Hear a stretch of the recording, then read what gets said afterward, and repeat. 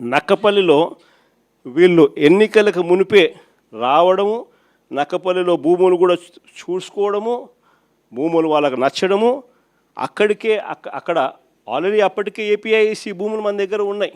ఆ భూముల్లో నుంచి వీళ్ళకి 2200 ఎకరాలు మనం అప్పటికే సూత్రప్రాయంగా వీళ్ళకి ఇవ్వడం కూడా జరిగింది.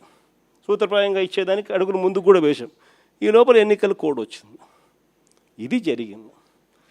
ఇక్కడ చూస్తే ఎన్నికలు అయిపోయిన తర్వాత చంద్రబాబు నాయుడు గారు మనం అంత దూరం తీసుకొచ్చిన ప్రక్రియను ముందుకు తీసుకుపోయినాడు.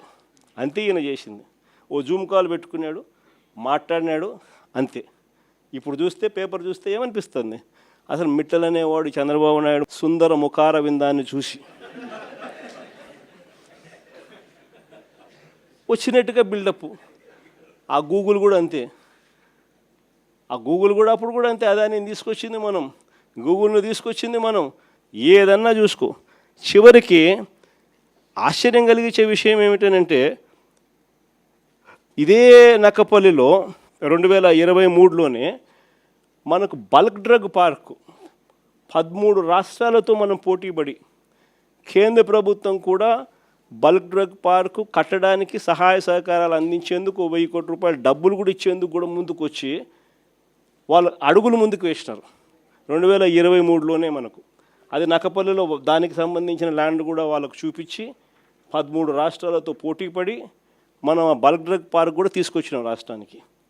ఇప్పటికీ 2023లో పార్క్ తీసుకొచ్చినాము. ఇప్పుడు చంద్రబాబు నాయుడు వచ్చి 2 సంవత్సరాలు అయిపోయింది. ఇప్పటికీ ఆ బల్క్ డ్రగ్ పార్కు అడుగులు ముందుకు పడ్డంలా కొన్ని లక్షల కోట్ల పెట్టుబడులు, కొన్ని వేల ఉద్యోగాలు కార్యక్రమం దానివల్ల జరుగుతుంది. అట్లాంటిది అక్కడ కూడా అడుగులు ముందుకు వేయడంలా వెనక్కి పోయింది. దాన్ని మళ్ళీ కాంప్లికేట్ చేస్తూ అక్కడ ఉన్న ల్యాండ్ సరిపోతుంది, ఆ ల్యాండ్ సరిపోదని చెప్పి ఇంకా ఎక్కువ ల్యాండ్ కావాలని చెప్పి ఇంకా అడుగులు ముందుకు వేసినారు. వేసేసరికి కథ రివర్స్ అయింది. ఇట్లా ప్రతి దాంట్లోనూ కూడా అడుగులు ముందుకు వేయాల్సిన చోట ఈయనే కాంప్లికేషన్స్ క్రియేట్ చేస్తాడు. చేసి ఈయనే దాన్ని వెనక్కి తీసుకొని పోతాడు.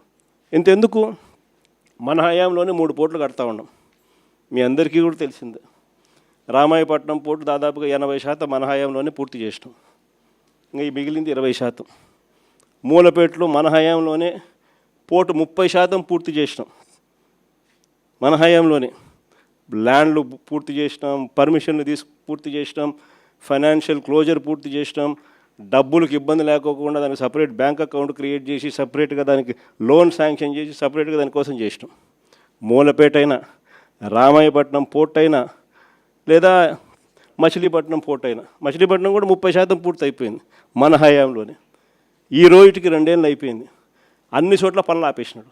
వీళ్ళకి సంబంధించిన వాళ్ళకి సబ్ కాంట్రాక్టులు, వీళ్ళకి సంబంధించిన వాళ్ళకే వాళ్ళని తప్పించి కాంట్రాక్ట్, వీళ్ళకి సంబంధించిన వాళ్ళకి కాంట్రాక్టులు ఇప్పించుకోవడంతో కనీసం అదన్న పనులు జరుగుతున్నాయంటే లేదు, అది కూడా అయిపోయినా. ఏమంటే తొందరగా పని అయిపోతే జగన్ క్రెడిట్ వస్తుంది కాబట్టి పని ఆపు.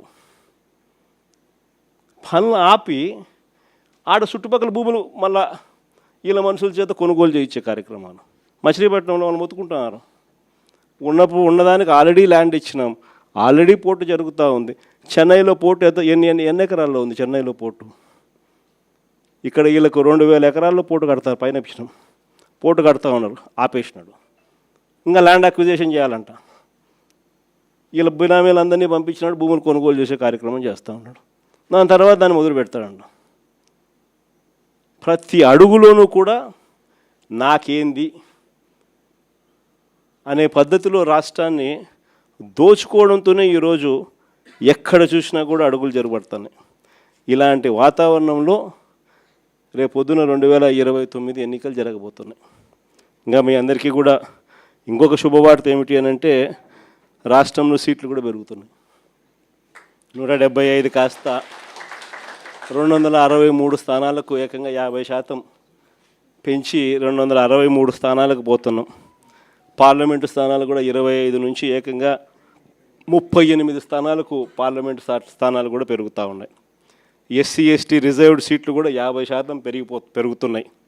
మహిళలకు 33% పూర్తిగా ఒక చట్టం ప్రకారం ఒక హక్కుగా ఈరోజు మహిళలకు 88 అసెంబ్లీలో 88 సీట్లు, పార్లమెంట్లో 13 సీట్లు ఈరోజు మహిళలకే ఈరోజు అందుబాటులోకి వచ్చే కార్యక్రమం జరుగుతూ ఉంది.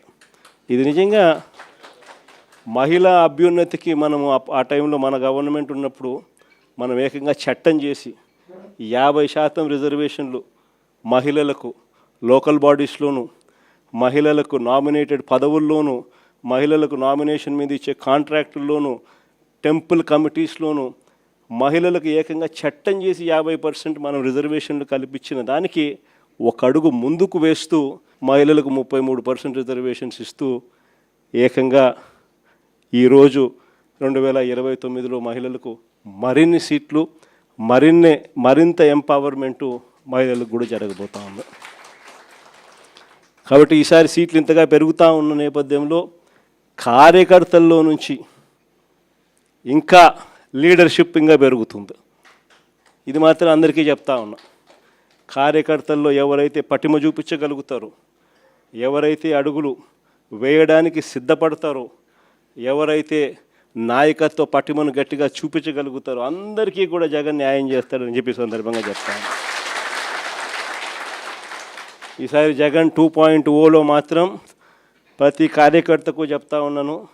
బహుశా మనం అధికారంలోకి ఉన్నప్పుడు కోవిడ్ ఉన్నది, మనం అధికారంలో ఉన్నప్పుడు 2 సంవత్సరాలు కోవిడ్ లాంటి విపత్కర పరిస్థితులు ఎప్పుడు ఎదుర్కొని పరిస్థితుల మధ్య బహుశా కార్యకర్తలకు అనుకున్నంత పేరుకు బహుశా నేను న్యాయం చేయలేకపోయి ఉండొచ్చు. పాలన మీద ఎక్కువ ధ్యాస పెట్టాల్సి వచ్చింది, బట్టల మీద ఎక్కువ ధ్యాస పెట్టాల్సి వచ్చింది. కాబట్టి బహుశా అంత ఎక్కువగా చేయలేకపోయి ఉండొచ్చు. కానీ జగన్ 2.0లో మీ అందరికీ కూడా భరోసా ఇస్తా ఉన్నా. జగన్ 2.0లో ప్రజలకు మంచి చేయడమే కాకుండా కార్యకర్తలకు మంచి జరుగుతుంది అని ఖచ్చితంగా చెప్తా ఉన్నా. ప్రజలకు జరిగే మంచి కూడా కార్యకర్తల ద్వారా మీ ద్వారానే జరిగించే కార్యక్రమం కూడా జరుగుతుందని కూడా చెప్తాను. కాబట్టి ఖచ్చితంగా రాబోయేది మంచి రోజులు. చూస్తా కళ్ళు మూసుకొని కళ్ళు తెరిచేసరికి 2 ఏళ్ళు అయిపోయింది. ఇక మిగిలిండేది కేవలం 3 సంవత్సరాలు. ఈ 3 సంవత్సరాల్లో కూడా ఇంకా 1.5 సంవత్సరం ఎలా గడిచిపోయింది అని అంటే ఆ తర్వాత ఎలాగో చివరి 1.5 సంవత్సరం నా పాదయాత్ర కూడా ఎలాగో జరుగుతుంది. ఆ తర్వాత చంద్రబాబు నాయుడు ప్రతిరోజు సినిమా చూపించే కార్యక్రమం ప్రతిరోజు కూడా జరుగుతుంది. కాబట్టి చంద్రబాబు నాయుడు గారు చేసే ఈ రెడ్ బుక్ పాలనైనా, చంద్రబాబు నాయుడు చేసే ఈ అన్యాయాలైనా ఇక టైం దగ్గరకు వచ్చింది. ఆయన గురించి ఇక భయపడాల్సిన అవసరం లేదు. ఆ భయపడే రోజులు ఇంక పోయాయి. ఇక నుంచి చంద్రబాబు నాయుడిని గట్టిగా నిలదీసే కార్యక్రమాలకు శ్రీకారం చుట్టవలసిన రోజులు దగ్గరకు వచ్చినాయని మీ అందరికీ కూడా ఈ సందర్భంగా విన్నవిస్తాను.